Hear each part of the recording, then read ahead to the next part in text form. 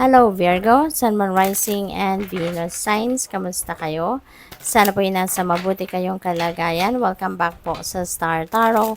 Kung bago kayo rito, welcome din kayo. Thank you sa inyong support. I truly appreciate it. God bless you all, Virgo.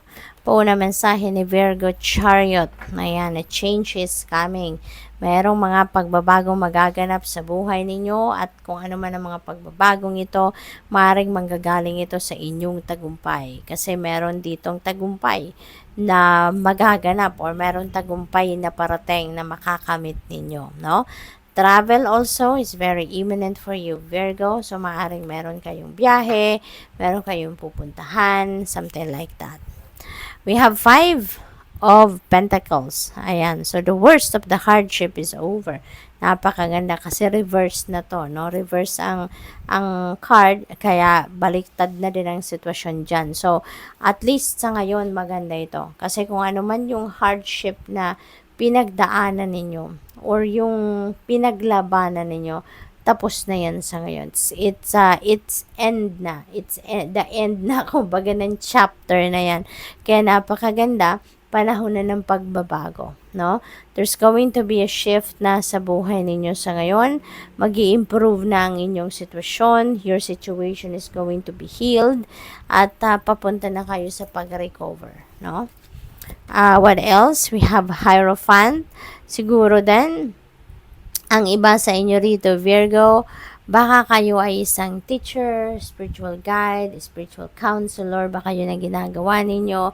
Maaari din na religious person kayo, probably ganun din ang ganap, no?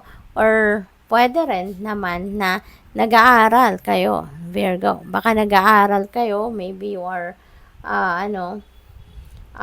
nag-aaral kayo on your own, or baka bumalik kayo sa school, maaring ganon, no? So, pwede rin kasi na ka-teacher din kayo, nag-i-impart kayo ng knowledge sa ibang tao, nag-share kayo ng mga wisdom ninyo, nag-share kayo ng mga life's lessons na napulot ninyo sa buhay ninyo along your life's journey. 10 of Pentacles, masayang pamilya, masaya kayo, Virgo, kasi kahit papano, nakapag-establish na siguro kayo rito ng inyong financial future. Maybe na-establish nyo na dito yung financial security and stability ninyo. Hindi lang pansamantala but for the long term. Yung ganon, no? At saka dito yung sipag ninyo will be rewarded. Your hard work will be rewarded. Kaya napakaganda kung ano man yung wealth na paparating sa inyo, financial gain, financial success na paparating sa inyo, inaalay ninyo yan para sa pamilya ninyo. At maaring iniisip ninyo na ano ninyo yan, i-save ninyo for the family's needs for the future, or baka for investment. Basta, pinaghahandaan ninyo ang inyong future. What else? We have Ace of Cups in reverse. Ayan. So, ang iba sa inyo din dito, no, pagdating sa relationship siguro, baka merong kalungkutan na gaganap. Baka meron ditong nag-break up, or baka galing na kayo sa breakup, yung ganon. At siguro nasasaktan pa ang iba sa inyo sa ngayon, no? Nasasaktan pa. Pero even though ganyan na naging sitwasyon ninyo, ang feeling ko dito, nandiyan dyan yung pamilya ninyo, laging naka-aagapay sa inyo. You're getting the support of your family, no?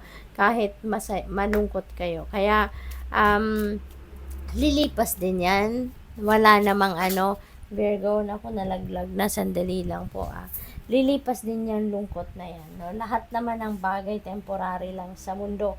Wala namang nagtatagal, 'di ba? Everything is temporary. Kaya wag kayong mag-alala. It will pass. Saglit lang po.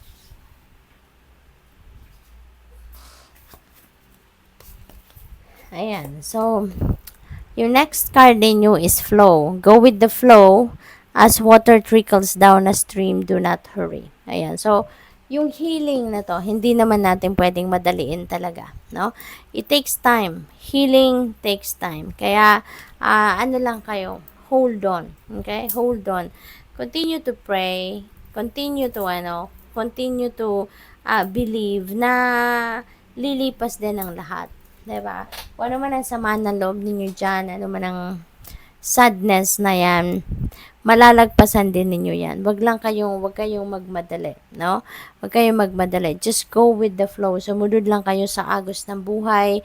Kung saan kayo dadalhin ito, doon kayo dapat mapunta. Kaya, surrender na lang, no? Surrender to the natural ebb and flow of life.